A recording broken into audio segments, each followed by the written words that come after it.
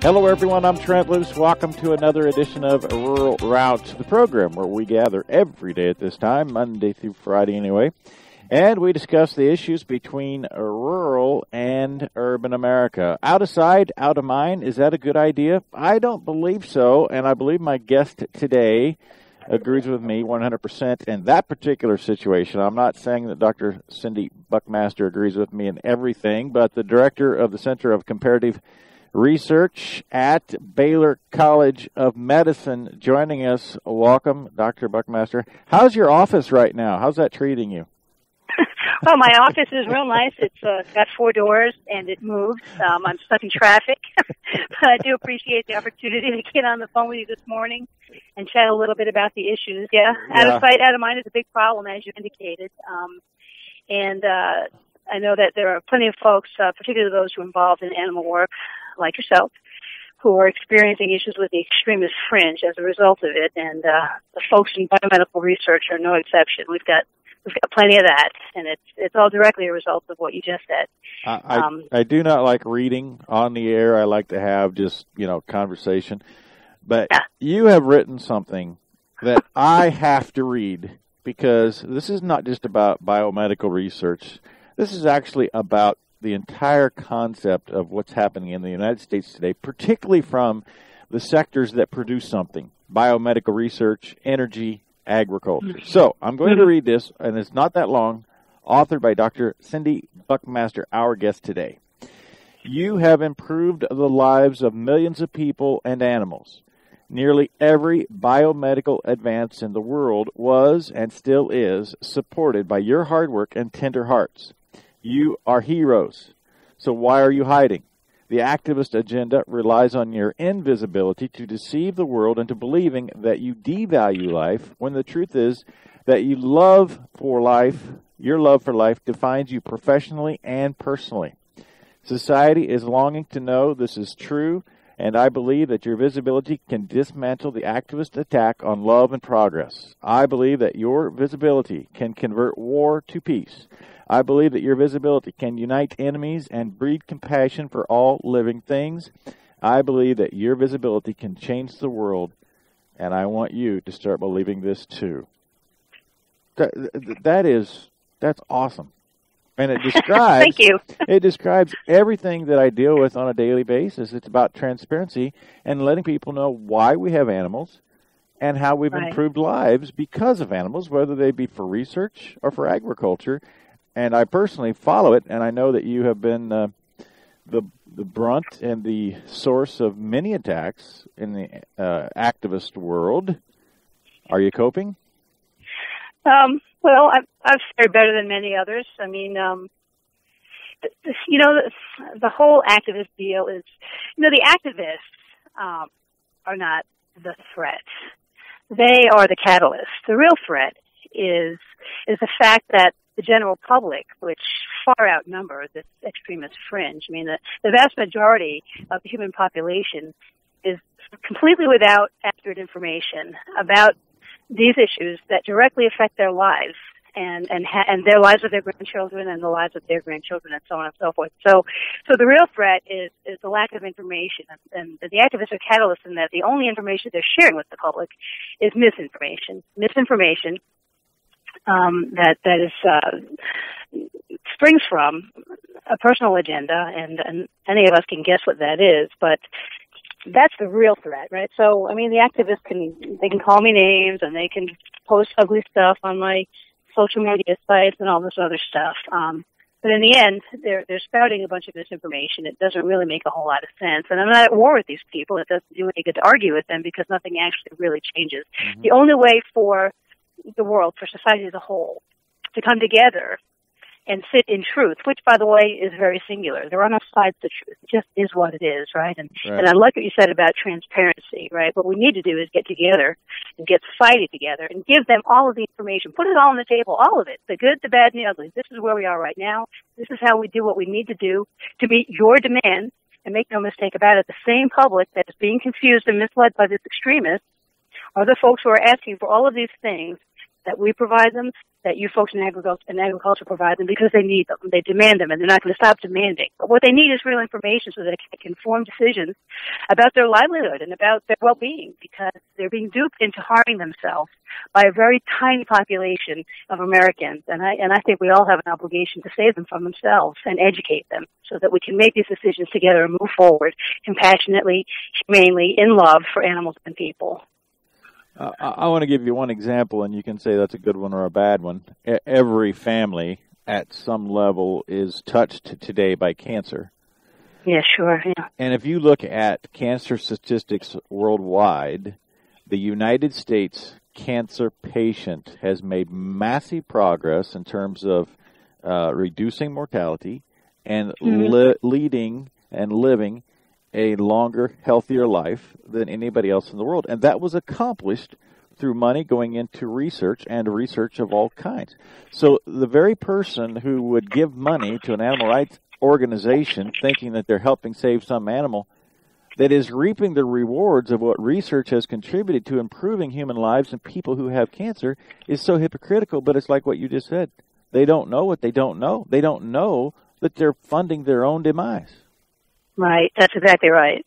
It's not hypocritical because it can only be hypocritical if you knew about it and then you did it anyway. They really don't know, and we all hear that. How hypocritical! Even some of the extremists, right? They're out there screaming and yelling in their leather shoes, and the first thing everybody wants to talk about is how hypocritical they are. But the fact is that nobody knows the real truth, because the response that we have all taken to this extremist agenda and the attacks that spring from this agenda is to retreat and hide and try not to bring publicity to our organizations. And sometimes that's because there are profits to protect and all of that other stuff, right? And public relations and all of that other stuff. But the real issue is that because we've done that, then there's only one kind of information out there, false information. And that's all anyone has to go on. So I was having a conversation the other day with someone about agriculture, in fact. And of course, I know what I know because I do it. And that's another common thing I read, and I want to talk about this first. That is that when you talk to somebody about one of these legislative threats that the extremist agenda is putting on the table, they'll say to you, "Oh, well, that will never go anywhere because the public's smarter than that." And I hope the public is smart enough to realize, well, the public can be as smart as they want if they don't have the information to actually discern what's real and what isn't, and how to move forward with that information. It doesn't matter if they're all Einsteins, right? The public is smart, but they don't have any information, right? And that's the bottom line. So we've all retreated and put our heads in the sand, and what we have now is this big mess. And people continue to hide, hoping that somehow things are going to change. And obviously, if you look around you, it's not changing, it's getting worse. And what has to happen now is the transparency you mentioned in the beginning. Let's start having real conversations about all of the truth with society and hold them accountable as well for their choice in all of this, because all of these things that are happening in the world that relate to animals and people are choices we all made on some level at some point, because we need these relationships with animals. And let's talk about the truth of that. And why they are actually put on this planet, which was to improve the planet and improve human health. I've already told people that you are at Baylor College of Medicine, Center for Comparative Medicine. What I did not tell them, which during the break I had the opportunity to find, Dr. Cindy Buckmaster is the 2011 Founders Award winner for the Laboratory Animal Welfare Training Exchange, in recognition for your outstanding education in the field of laboratory animal science. Congratulations. Thank you. How many animals? I think that, by the way, you were talking earlier about a selective portrayal of the truth, which is what we deal with every single day by the activist groups that aren't really looking for a solution. They're just looking for a fundraising mechanism, and they have found it. There are many people on the street that would probably believe that biomedical research on animals is a thing of the past. Right. Is it? No, I wish it were. The thing that people don't get is that we all love these animals. We all love them, and we all wish that they weren't still necessary for biomedical progress. But for now, they are. So that's actually a very dangerous myth that the activists are putting out there, because it's really, really going to harm people. For example, I was surfing on social media yesterday, and I found a piece, and of course, there's no way to confirm whether or not these are real stories, but they seem like they could be. And they were a bunch of patients, people who were dealing with real disease, cancer, diabetes, Huntington's disease, Parkinson's disease, really serious diseases that are affecting their well-being, the way they live their lives, breaking the hearts of their families. I mean, really rough stuff. And these folks were saying they were anti-research because they'd heard this rhetoric, this crazy propaganda that you just mentioned, and they were saying that there's extensive evidence that this work, that working with animals to create cures, is unnecessary, and I'm not going to support it anymore. And so these very people who are going to be saved by the biomedical work that is done with intact living systems are voting or are prepared to vote to harm themselves and take away progress, right? Not to mention that many of these folks may have genetic predispositions for these disorders that they have, and they may pass them on to their loved ones, and they're robbing those folks of real cures. I mean, the bottom line is, and you hear people say this all the time, they can use computer simulations. That's a really popular one. Mm-hmm. Let's just stick with that, right? So unless you are the creator of life and you understand all the nuances of an intact living system and how they function at every level, you can't then design something that will act that way, right? I mean, so it just doesn't make any sense. If you don't understand how a system is actually working to begin with, how on earth are you going to create something that emulates that thing that you don't understand to begin with? And that's the part that people aren't getting, right? A good deal of research is basic research. And in basic research, what we're really trying to understand is, how do things function when they're working properly? And that's something that we have to study, because we are a piece of nature, not the creator of nature, so we don't have all those answers, right? And so in our evaluation of nature, we set out to see how these various systems function when they are functioning properly, and that's important because you can't recognize when they're not functioning properly if you don't already have a handle on how they function when they are functioning properly.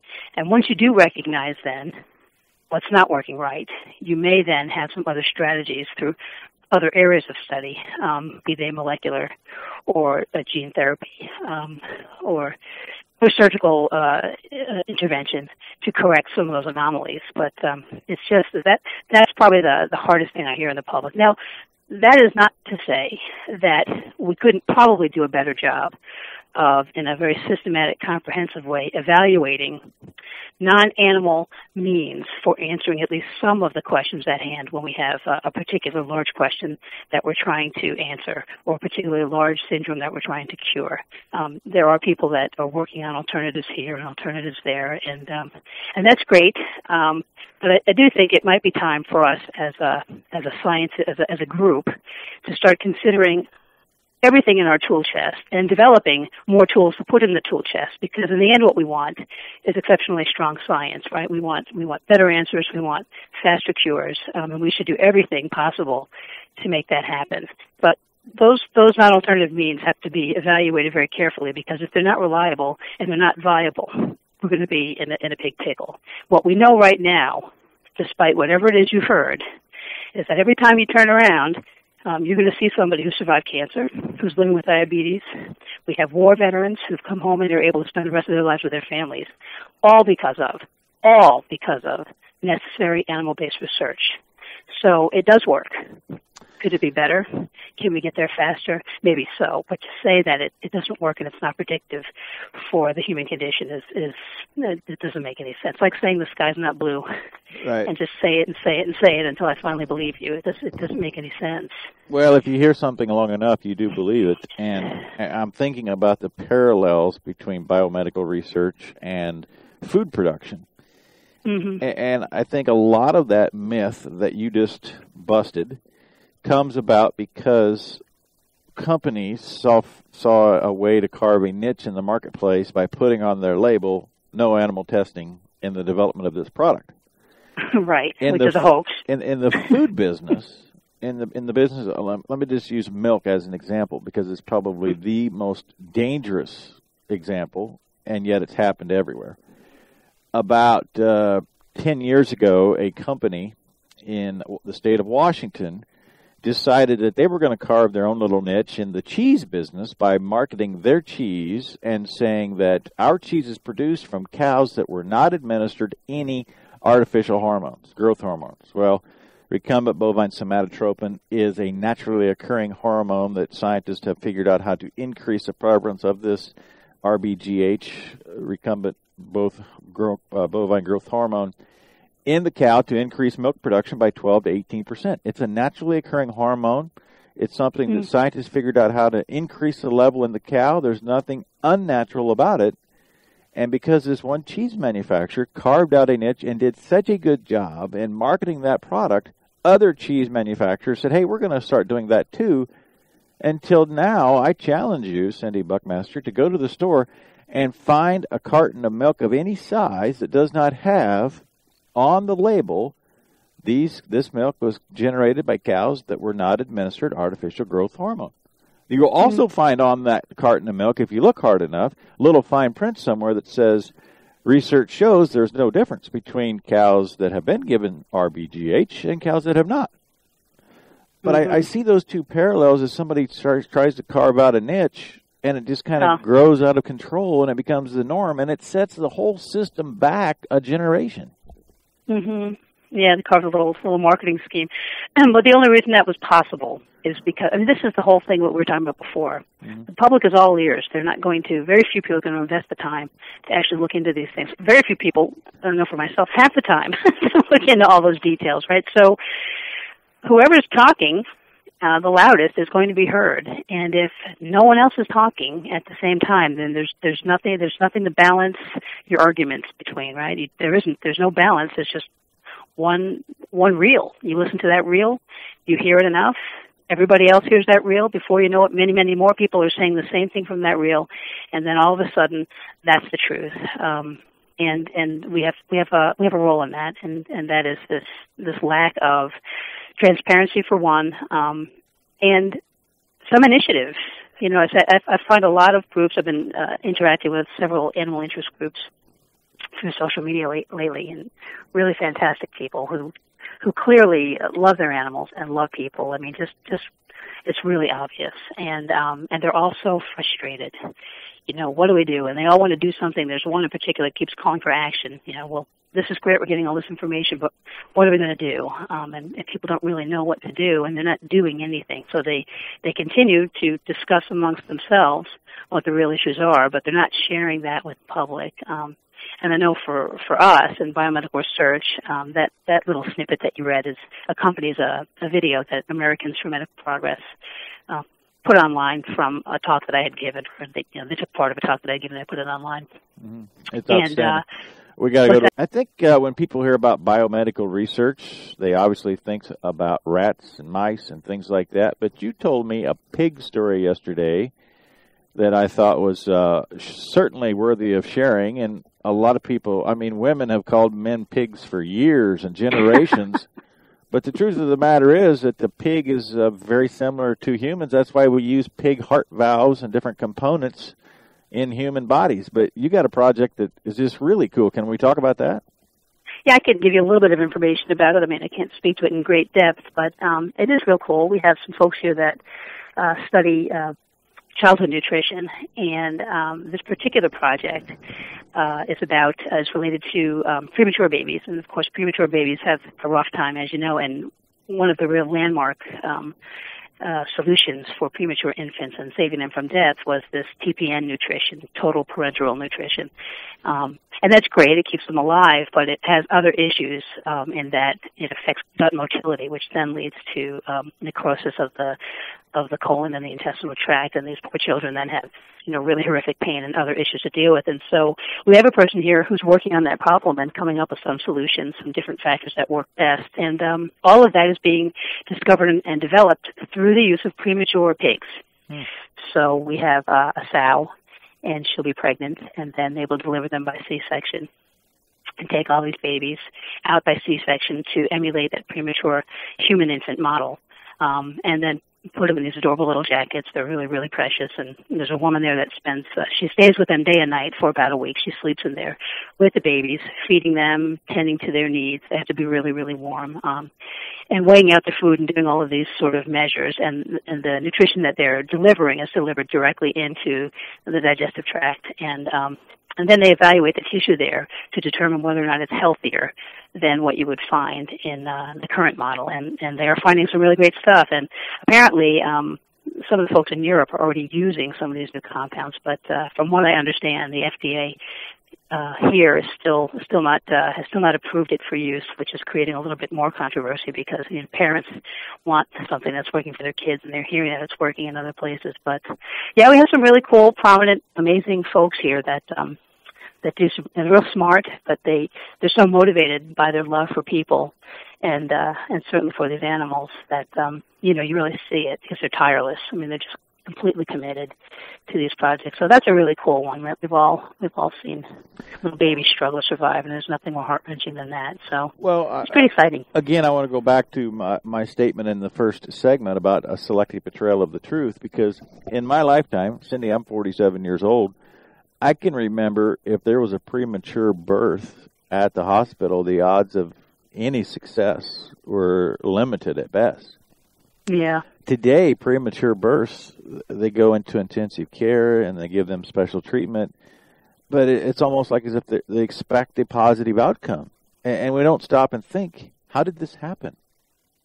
Well, yeah, thank a mouse. Thank a mouse or a pig. That's right. Thank a whole lot of animals and a whole lot of really committed, loving people. Those are the, that's the hope. That's the reality that we envision every day. And I think a lot of truth can be gained and a lot of understanding can be gained and motivated through the truth that centers on love rather than a truth that centers on hate. And I think, and this is what I was getting at before, I think what we all need to do is to get out there and start telling our truth and telling people about why we do the things we do and how we really do them. So that all of this sort of hate and bashing and political and personal agenda stuff starts to fall on deaf ears.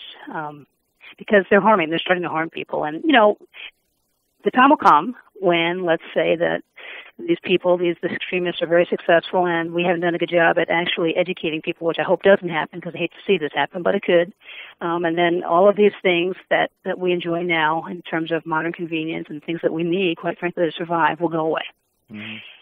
And then what will happen is people will start becoming really sick from something we haven't seen before. And because we haven't had decades of basic research evaluating systems that may have something to do with that, we won't have any tools in our toolbox to draw from when we try and sort out what's going on so that we can do something quickly to try and prevent it. And then everybody will demand that they have everything they had before that was working back. And, so the folks that they want animal research to go away, what will happen is, because of human nature, it'll come back in spades, right? Because when we lose something, we want it back in excess.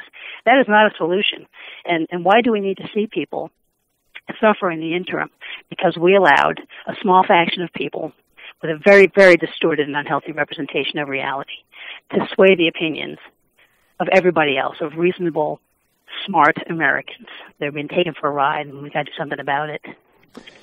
You surely caught this story because, let's see, I've got a date here. It's about 30 days ago, and I used it on radio, and I used it on my blog.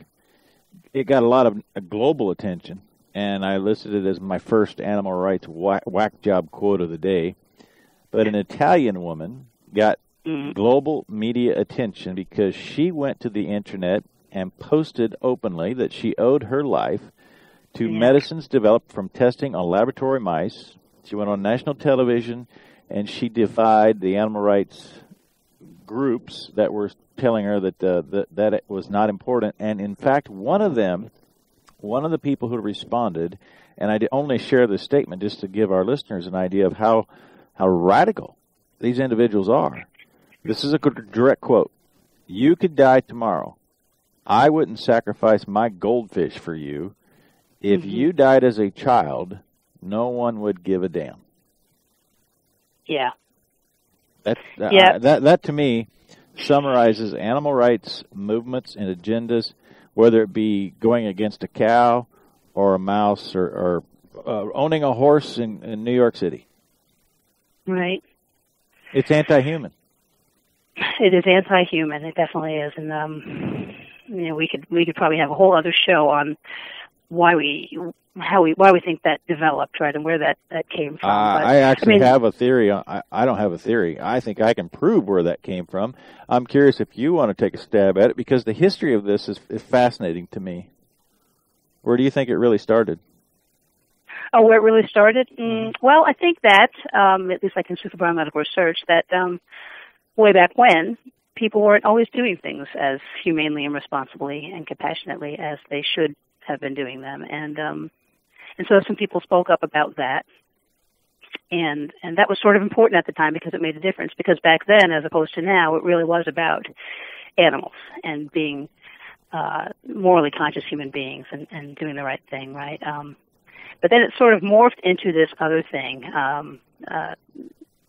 We've made choices about how we want to live our life, and animals are a part of that. And some of us feel guilty about the fact that these are the means we have to use to get to those places. And so, motivated by guilt, we have to do something about it. We're not going to do something like refuse to take our insulin if we have diabetes to alleviate our guilt, but we've got to do something about it. And so we form these groups and causes, and even though they're not realistic, that makes us feel like we're doing something because we're speaking out, even though what we're talking about makes absolutely no sense at all and has little to do with animals. And then after a while, the money started rolling in, and it became quite profitable to get society worked up, and they'd start sending in checks because all of those people also harbor some guilt. And then, of course, you feed them lies, which make them feel even more terrible until you eventually tell them that none of this actually has to happen at all, and you have to help us defeat the enemy, which is craziness. And so then the money keeps pouring in, and it's become, I think, quite a profitable business for an extremist to do that. And I think there's also another really small faction of people, so you see this on the social media stuff sometimes, who they suffer from somewhat of a hero complex, right? Mm-hmm. They go in and they create hysteria about a particular issue, so they embellish it to the point where they get the whole of society concerned about this particular thing.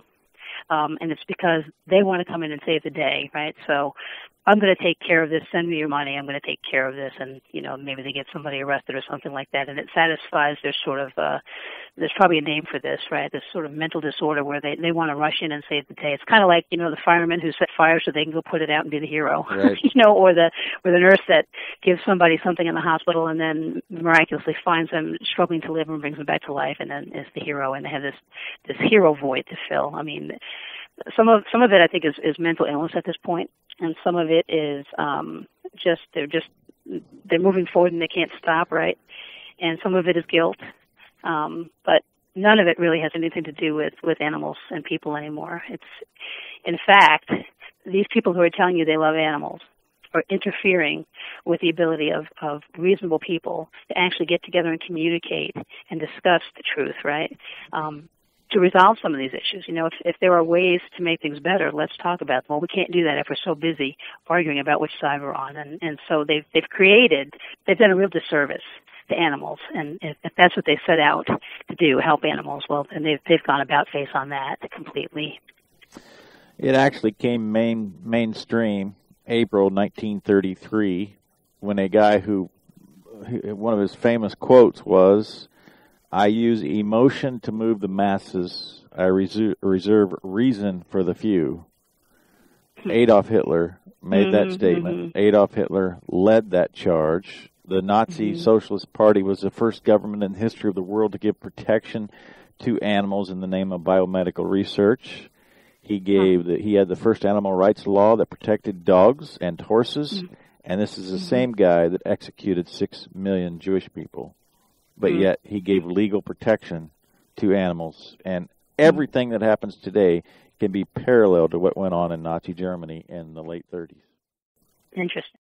I'm intrigued that you actually have a sow in your, your lab or part of the facilities. And there is an interface between agriculture and biomedical research. Do you know much about agriculture?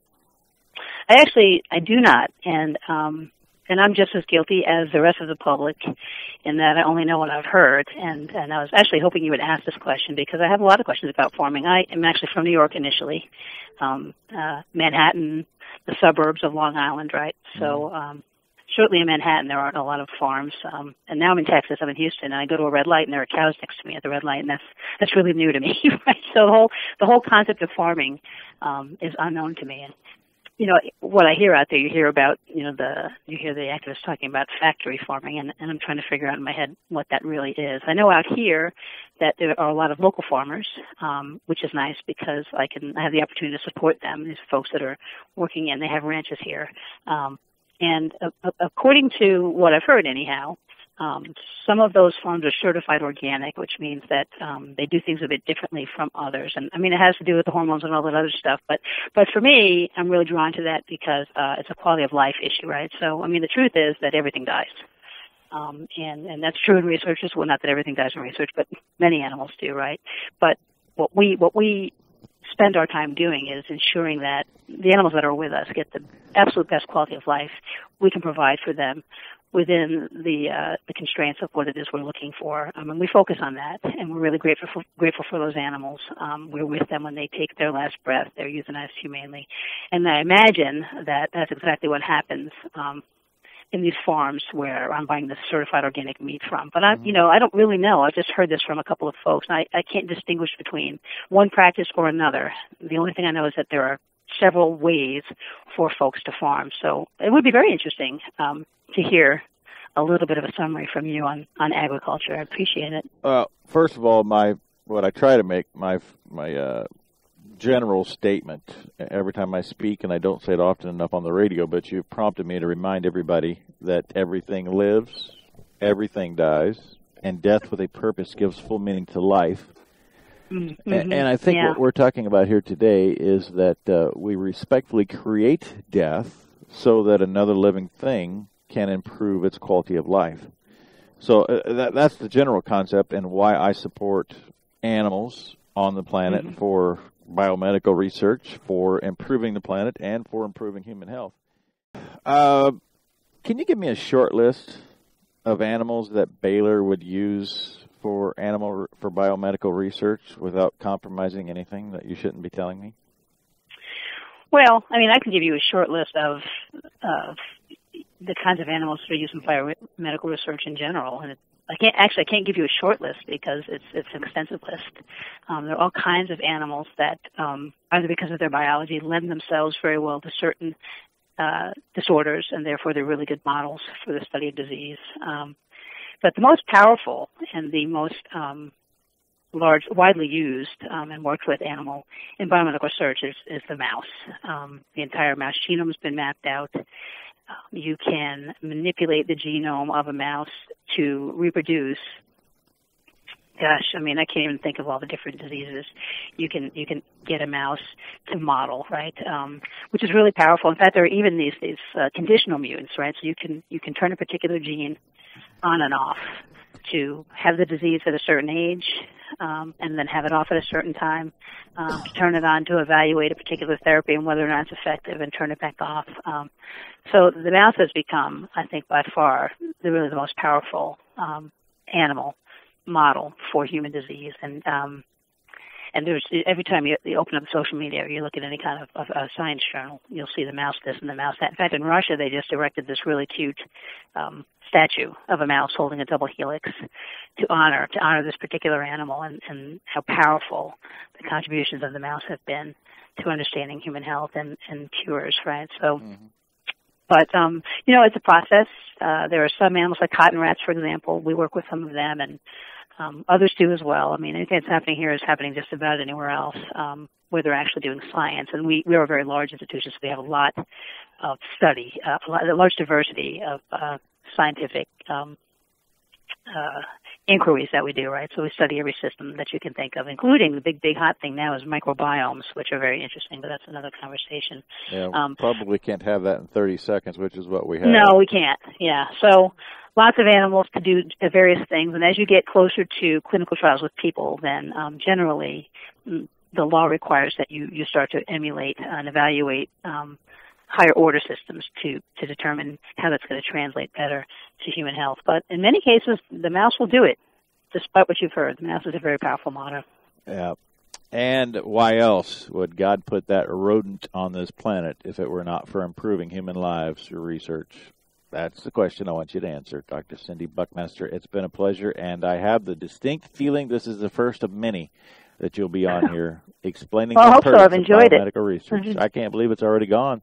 Successfully journeying down the road, connecting rural and urban America. On behalf of Dr. Cindy Buckmaster from Houston, Texas, today, I'm Trent Luce, reminding you that all roads do lead to a rural